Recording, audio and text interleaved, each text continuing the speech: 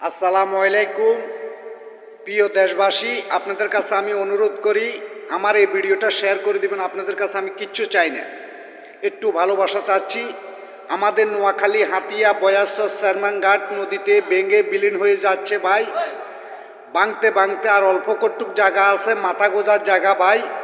এই কটুক যদি ভাঙি নদীতে নিয়ে যায়, থাকার মতন বাল বাচ্চা নিয়ে জীবন যাপন করার মতন ভাই কোনো জায়গা নাই। অনুরোধ করলাম ভাই ভিডিওটা শেয়ার করে দিবেন। বর্তমানে আমাদের হাতিয়াতে নোয়াখালী হাতিয়া বর্তমানে আমাদের সংসদ সদস্য আছে একমাত্র আজিম সাহেব, এখন বর্তমানে আছে ফরহান আজিম।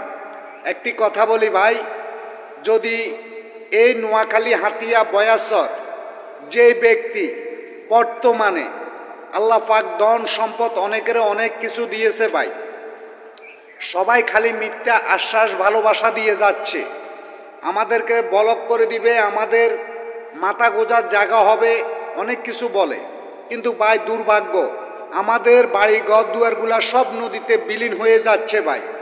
একার মিশতা বলি না, আমার আল্লাহকে সাক্ষী রাখি বলতেছি ভাই, যদি বয়াসর চেয়ারম্যানঘাট যদি বস্তা অথবা বলক দেওয়া হয়, এই ভূমিহীন এমনকি জনগণ হাতিয়ার মানুষ জীবনও তাকে ভুলবে না। আমি আমার তারেক জিয়ার কাছে আমি অনুরোধ করি, প্রধানমন্ত্রী খালেদা জিয়া আমার আম্মাজান, ওনার কাছেও অনুরোধ করি যেন আমাদের নোয়াখালী হাতিয়া বয়াসর চেয়ারম্যানঘাট দ্রুত যেন এটার ব্যবস্থা নেওয়া হয়। আমি কিছু চাই না। আর একটা কথা বলি ভাই, আপনারা ভিডিওটা কাটবেন না, টানবেন না। আপনারা বলতেছেন 15 বছর 16 বছর কথা বলার সুযোগ পান নাই। কে বলছে ভাই কথা বলার সুযোগ পান নাই?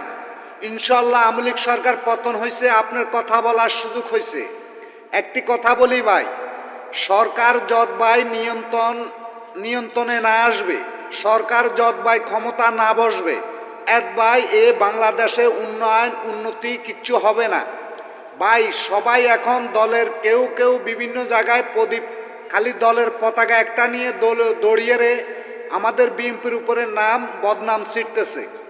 আপনারা ওইদিকে ফলো রাখবেন। অনেক কথা বলার আছে, বলতে পারি না ভাই। বেশি কথা বলতে গেলে এখন সমস্যা, কেননা বিভিন্ন দলে পুড়ে গেছে। মানুষের মূল্যায়ন করে না, মানুষের দাম দেয় না, কিন্তু বদনামি একজন হইতেছে বিএনপির। তো বিএনপির যে আপনার বদনামি হইতেছে ভাই, এগুলো আপনারা ফলো রাখবেন। কে কারা করতেছে, কারা অনিয়ম করতেছে, এগুলা ফলো রাখবেন। এখন ভালো মানুষও আওয়ামী লীগ হয়ে যায়।